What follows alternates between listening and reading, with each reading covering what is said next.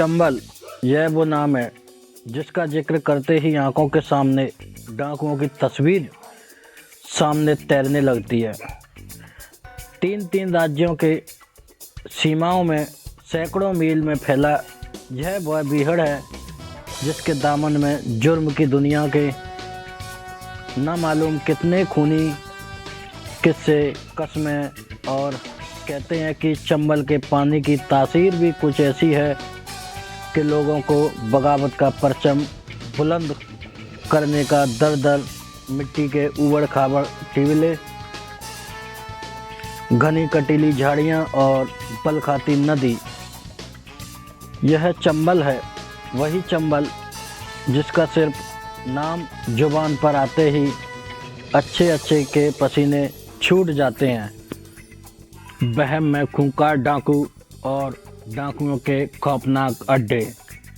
ना जाने चंबल के बीहड़ के किस कोने में कौन डाकू छुपा है, ना जाने कब किधर से अचानक गोलियां बरसने लगे। आम तो आम इंसान, खुद पुलिस वाले भी बगैर पलटन के चंबल में घुसने से पनाह मांगते हैं। मध्य प्रदेश, राजस्थान और उत्तर प्रदेश की सीमाओं में समाई चंबल की घाटी पिछले कई 100 सालों से समाज और कानून के लिए सिरदर्द बनी है। चंबल के कुख्यात चंबल बनने की कहानी के जड़ में ही सियासत है। करीब 1500 साल पहले यूनानी सम्राट सिकंदर के हुकूमत के खिलाफ इस इलाके के लोगों ने अपना पहला ऑपरेशन सीधे चंबल से शुरू किया था। बस तभी से चंबल बागियों का बसेरा बन गया। पिछले कई 100 सालों से समाज और कानून के लिए सिरदर्द बनी रही चंबल की घाटियों में राज करने वालों की कहानी आज की नहीं है। यह कहानी सदियों पुरानी है। बड़ा खुद नसीब माना गया वो जो लौटा पीकर चंबल का पानी।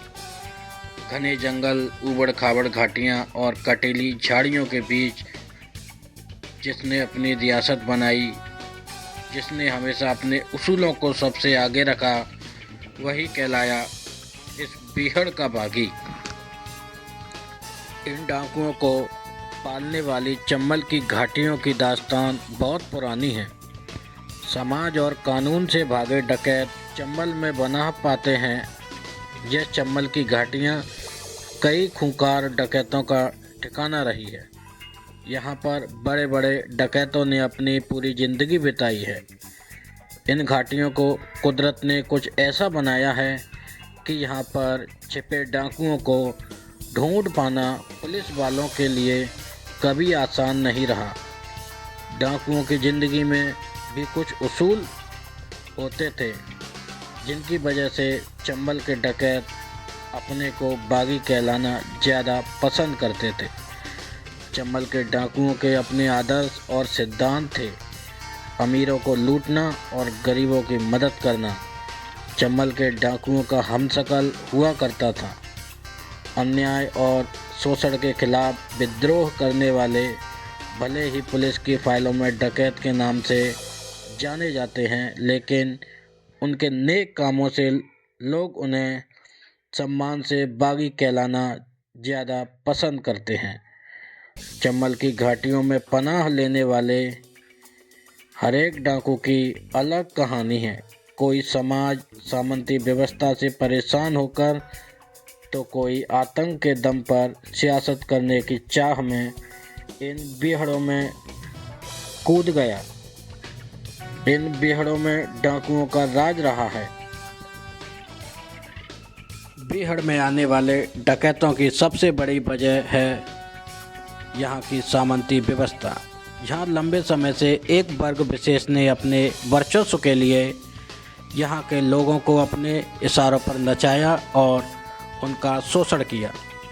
इसी शोषण के खिलाफ आवाज़ उठाने के लिए तो कुछ ने पुलिसिया उत्पीड़न से तंग आकर बीहड़ की राह पकड़ ली। डकैत दतुआ ने 4 दशक पहले आतंक के दम पर सियासत करने की जो परिपाटी शुरू की, वो आने वाले सभी डकैतों के लिए नज़ीर बन गई। शायद उसी रसूख को पाने की चाह भी कईयों को बीहड़ तक ले आई, लेकिन दतुआ ही आतंक के दम पर सियासत करने में किंग मेकर बनने में कामयाब रहा। बाकी सभी के ख्वाब कमोबेश अधूरे ही रह गए। वैसे चंबल के कुख्यात चंबल बनने की कहानी की जड़ में ही सियासत है। करीब 1500 साल पहले यूनानी सम्राट सिकंदर की हुकूमत के खिलाफ इस इलाके के लोगों ने अपना पहला ऑपरेशन चंबल से ही शुरू किया। बस तभी से चंबल बागियों का बसेरा बन गया। इसके बाद जब जब हुकूमत के खिलाफ बगावत का परचम बुलंद हुआ तो इस इलाके के लोगों ने सीधे चंबल का रुख किया। प्रतिष्ठा, प्रतिशोध, प्रताड़ना चंबल के खून में है। ये धरती डाकू भी पैदा करती है और सिपाही भी। कई घरों में तो ऐसा है कि एक भाई डाकू है तो दूसरा भाई सिपाही।